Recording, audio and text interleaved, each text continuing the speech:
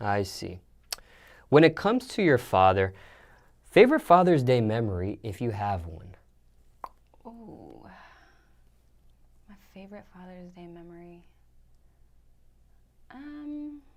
Your best friend.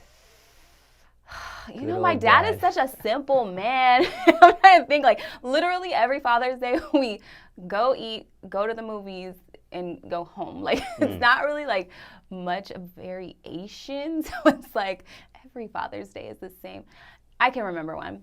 So when I was in college, I'm from the Bay Area. I went to UC Berkeley. So when I was in college, my dad caught me lying to him about money. Like told him I was like broke and I have no money. So he drove to Berkeley and stuck some money in my car just to be nice. Like, you ain't got no money, girl, so here's some money. But he saw I had like $500 like in my back seat. Why I had that money in my car, I don't know. I think I got like a refund check from school or something. And so he was pissed. He's like, I'm not talking to you, don't call, like, you lying to me about not having money? Like, what? And so we didn't talk for a month, and this was the month before Father's Day. This is where I'm getting to. So we didn't talk, and so Father's Day is really what brought us back together, because I was like, oh my gosh, like, I can't let this continue on. This is going to be my first Father's Day. I don't talk to my dad. I know he's going to be crushed, you know? So I drove all the way to where I was from, and he was surprised, and I showed up at the door, and we sat in the car for hours and just like talked about it, like, why did I lie, you know, what's going on with me, what, you know, and we just made up, and I felt so guilty. But it was a good Father's Day because we kind of like rekindled, talked about things that maybe needed to be discussed that hadn't been discussed. So it was a good Father's Day.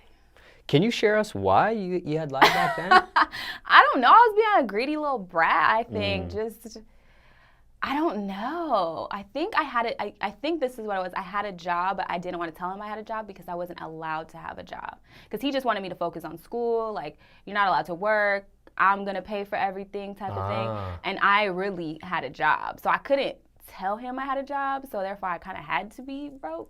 So I think that's what was going on. I don't know. It was stupid. Young and dumb. Would never do it again. Don't lie to your parents, man. When did you know your father was a real one? I think when I was like 5 or 6, and he used to have me go up to women at like Denny's or like grocery store or the bank, and he used to be like, go in there and tell that lady right there that she is so beautiful. He used to tell me, tell her that your dad says she is so beautiful. So I used to go up to them like, hi, my dad said you're so beautiful. And he was a real one for that. He got the ladies every time. You were fishing for him. I was fishing. It's kind of odd, but yeah. Now, what's one thing your dad did for you that you will never forget? Could be a variety of things, but what's one thing you can share with us today? I think it's kind of deep, but just the fact that I grew up with him as a single father and didn't have my mother around. So I think just being mom and dad, like playing both of those roles, it's the best way he knew how to, you know, letting me do my beauty pageants and stuff. And even when he had girlfriends, like, he never let any of them act like my mom. Like, they couldn't discipline me. They couldn't tell me nothing.